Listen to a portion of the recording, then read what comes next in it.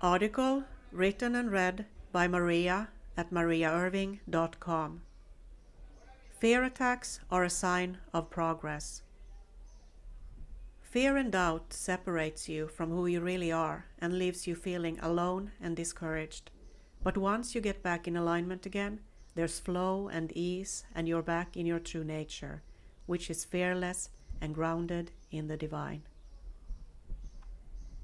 Moments of fear and doubt are to be expected in any transformational process. And sometimes those moments last for only a few seconds, and you're able to nip them in the bud and prevent them from spiraling and take you into darkness. You all know what I'm talking about. The gripping dark feelings that comes when you have allowed your mind to wander beyond the normal surface levels of concern. If the concern is allowed to develop into fear, it can quickly spiral into discouragement, deep feelings of hopelessness, and even worse. But know this, that when you're about to have a breakthrough of some kind, the old self gets scared because it knows it's about to die, so it resists the change with all its power. The fear it creates in you can then take hold of you and get extremely uncomfortable and intense, almost to the degree of being unbearable, if you let it. Instead of a few seconds of that stomach pit fear that we can all relate to, it can go on for hours or even a day or two if you allow it to continue.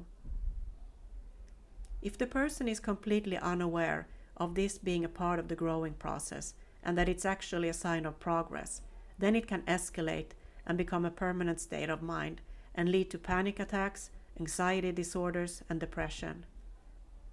For people who are aware and who have learned to control their mind, we are able to nip the fear in the bud, at least 99% of the time, and turn our thinking around and take charge of the unfolding. Sometimes though, when the transformational breakthrough is really big and about to pop, the fear can spiral and get so big and overwhelming that we stop trusting the process and we fall back into the old self's survival mode instead. That's when we have exchanged our trust and faith in the divine unfolding of life and put it into the old and familiar instead, the things that we can see and experience with our senses, and we make them more real than the vibrational reality from which life actually unfolds. The question is, how long are you going to allow it to flow through you? The fear, how long are you going to allow it to flow through you? A few seconds or minutes or days, weeks, or even months and years. Many people get stuck in fear, and it actually becomes the way they live their life. They think that a little bit of anxiety and depression is normal and just part of life, which is completely false. We are meant to live with peace in our hearts and minds, not turmoil. What causes the fear attacks then? The cause is always the old self that you're in the process of outgrowing or waking up from, or the false self, the ego, and its attempts to control or force things and make them happen as it wants them to happen, as it thinks it knows best and can figure the how out of the unfolding of life, which it never can. In other words, the cause is doubt. And doubt always comes from a sense of separation from the divine, or whatever it is that you want to call the higher power that is within you and that governs your life. It's the friction that the old and new level of consciousness causes when you're in the transitional phase. So it begins with you having done your part. You have done all you can do, and which has brought you to a sense of being done. And it feels great, it's encouraging, and it feels wonderful. And then after that, comes a period of stillness and quietness, which is also great, but up until a point.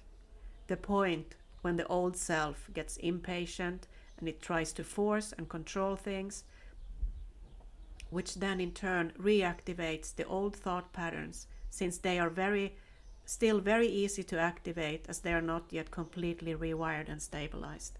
The old self always reaches out and goes back to the old. And the way you recognize that that's actually happening is by the thoughts you begin to think. So become aware of thoughts like, it's impossible, I'm never gonna. There must be something gravely wrong with me.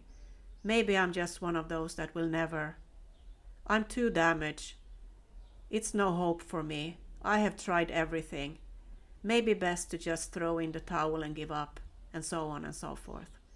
These types of thoughts can come from many things, like being influenced by others around you that says things like it's impossible or who do you think you are, and so on. And even your own mind says these things to you if you're not aware of your inner talk.